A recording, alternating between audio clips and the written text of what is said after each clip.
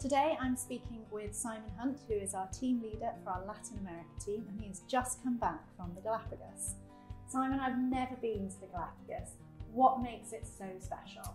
I think for me it's the variety of wildlife that you see. I've never been somewhere where you've seen that many different types of species in such a close proximity. So whether you're into birds, whether you're into marine life, reptiles, because the Galapagos is a protected area on land but also in the water, there's nowhere else really where you can go from a land-based safari type experience to then jumping in the water, getting a snorkel gear on and seeing everything underneath as well. So I think it's really unique in that sense. Sounds amazing, and the wildlife is obviously a major draw for the Galapagos. Do you see different things depending on the time of year, or different things depending on where in the Galapagos you go?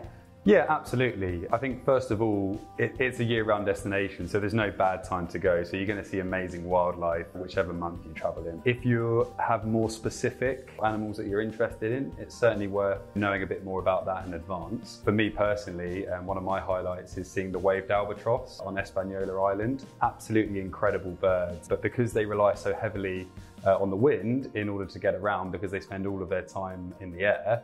When the winds die down in sort of January, February, March, they're not really on the island as much. So all the hatchlings will fledge by about December. So if you really want to see hatchlings fledging, then December's a really great time. But otherwise you really need to wait until sort of April time when they will return, when the winds are a bit heavier. So there are little examples like that where it's good to have a little bit more knowledge, but generally speaking, there's something for everyone all year round. The thing that I think if I went to Galapagos I'd really want to see is the tortoises. Is there a particular time of year or a particular island that I need to make sure I went to see those amazing creatures? Sure, so time of year wise, you can go really any time and you'll have a really good chance of seeing them. The best island to do so is probably Santa Cruz, which is the main inhabited island. There's a brilliant natural reserve there in the highlands where they're being protected, but they're also roaming free and wild. They're absolutely everywhere, you know. You're sort of tripping over them within about 2 meters of them and they're not batting an eyelid. It's absolutely incredible. I think, yeah, the closest thing to walking with dinosaurs that we could probably experience. Extraordinary. Yeah. There's a lot of different operators out there. Why should someone book through us? Why should they book with Scott Dunn?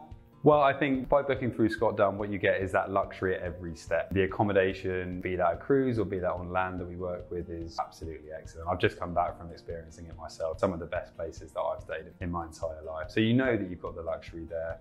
I think what we can add are those extra luxury touches that you might not get from a normal trip. So it might be a private beach time lunch as part of a land-based tour program. It might be a small tea time in one of the volcanic lava tunnels. Certainly there are some extra touches that we can add. The other thing with the Galapagos is that there are parts which can be quite complex to navigate. Some of the transfers, lots of boats here and there. We can take out all of the stress of that. We don't go with the tourist buses. We have our excellent teams on the ground who are super reliable, so that's a huge benefit as well.